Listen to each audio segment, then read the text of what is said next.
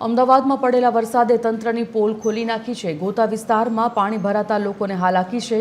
Vrindavan height પાસે પાણી ભરાતા લોકોની મુશ્કેલી વધી છે। વહેલી તકે સમસ્યાનો નિકાલ લાવવામાં આવે તેવી માંગ ઉઠી છે।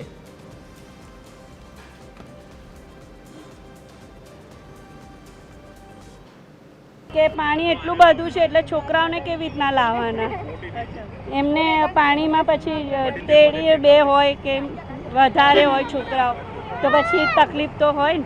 તકલીફ પડે છે અત્યારે બહુ। જે ખાડા ખોલવાના હતા, જે વોલ ખોલવાના હતા ને એ પણ નથી ઓપન કર્યા, તો બહુ તકલીફ પડે છે અત્યારે। સવારથી આવીને આવી રીતનાનું જ પાણી ભરાયેલું છે। સવારથી સતત પાણી પડે છે, એના લીધે બહુ પાણી ભરાઈ ગયું છે દરેક જગ્યાએ। દર વખત આ વિસ્તારમાં અહીંયા થાય જ છે આ વસ્તુ।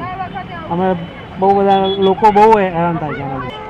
અમદાવાદ શહેરમાં 2 દિવસથી છેલ્લા વરસાદ જે વરસી રહ્યો છે, જેના કારણે લોકોને ભારે હાલાકીનો સામનો કરવો પડી રહ્યો છે। અને હાલ આપ દ્રશ્યોમાં પણ જોઈ શકો છો કે જ્યારે વરસાદે વિરામ લીધું છે છતાંય જે કેટલાક વિસ્તારો એવા છે કે ત્યાં પાણી નથી ઓસર્યા, જેના કારણે લોકોને ભારે હાલાકીનો સામનો કરવો પડી રહ્યો છે।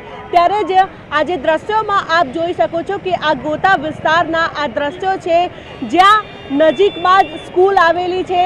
હજી સુધી આ રસ્તા ઉપર જે પાણી નથી ઓસર્યા, જેના કારણે લોકોને ભારે હાલાકીનો સામનો કરવો પડી રહ્યો છે।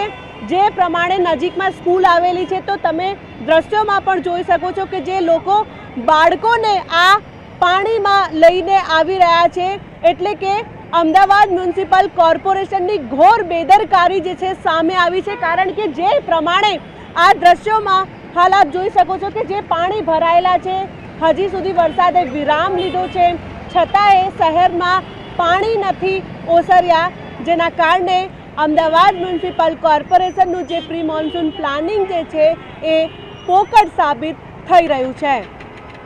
કેમેરામેન તુષાર સાથે મોનિકા રાજપૂત, TV 13 ગુજરાતી, અમદાવાદ।